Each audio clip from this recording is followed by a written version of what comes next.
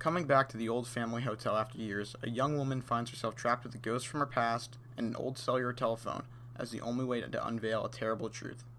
Now, if you're left intrigued by that synopsis, do not go into this game with the expectation that it's going to be an action-packed horror game. The Suicide of Rachel Foster is just a walking simulator. But that isn't a bad thing, because it's a good walking simulator. Walking simulators have always been a weird, guilty pleasure of mine. Sure, the gameplay loop of the walking may be very repetitive, but the strong narratives and the interesting environments always push things forward. Games like Life is Strange and Until Dawn nail the environment aspect, but they also have really good gameplay. Now, not saying that Suicide of Rachel Foster is bad gameplay, but it's much more similar to Gone Home and Firewatch. Now, if you remember the walkie-talkie in Firewatch, the Suicide of Rachel Foster has a very similar mechanic, just this time it's a cell phone. Now, you can also interact with different objects in-game by just picking them up, but they lack detail. I mean, it's not going to be anything similar to how, let's say, Resident Evil 7 does it, where you can, turn it around and, find something hidden in it. I mean, most of the time, there's no reason to actually interact with anything if there isn't a phone symbol next to it, because the only time that you get any detail from it is when you could talk to your partner on the phone.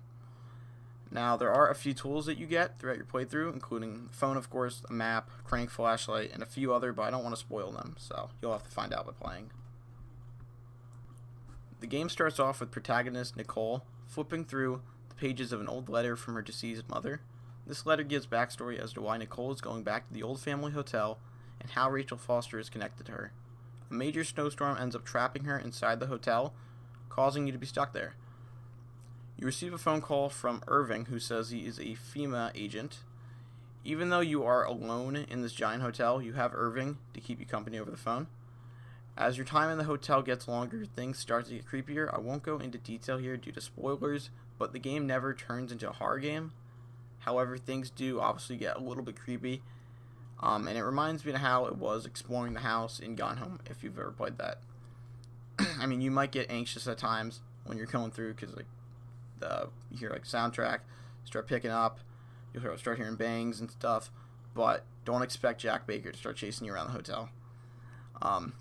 So as you start to solve the mystery of Rachel's death, more twists occur, causing you to rethink about everything that you've learned over the first hour and a half.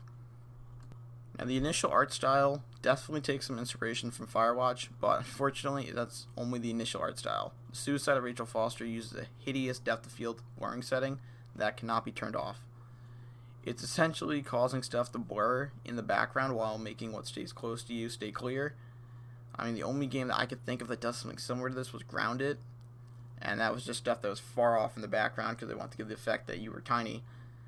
But in this game, there's no reason for that to be there. There is also major head bobbing in this game, as you can see from the few little segments of gameplay I'm showing. And it's bad. I mean, I felt sick for the first half an hour of my playthrough. I eventually got used to it, but it's definitely something that brought down the review score because you cannot turn it off. And the animations in this game are pretty limited. I mean, when you do an important interaction, the game usually just zooms in outside of the first-person perspective, and you can see what Nicole is interacting with, but you can never see more than her arms. I am happy to say that I didn't have that many glitches throughout my playthrough. The only problem that I can remember was my head would occasionally bob up and down really, really quick if I squeezed through a vent or a small door.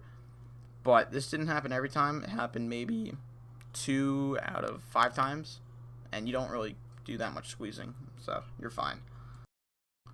After about 3 hours with Suicide of Rachel Foster, I can say that I enjoyed it.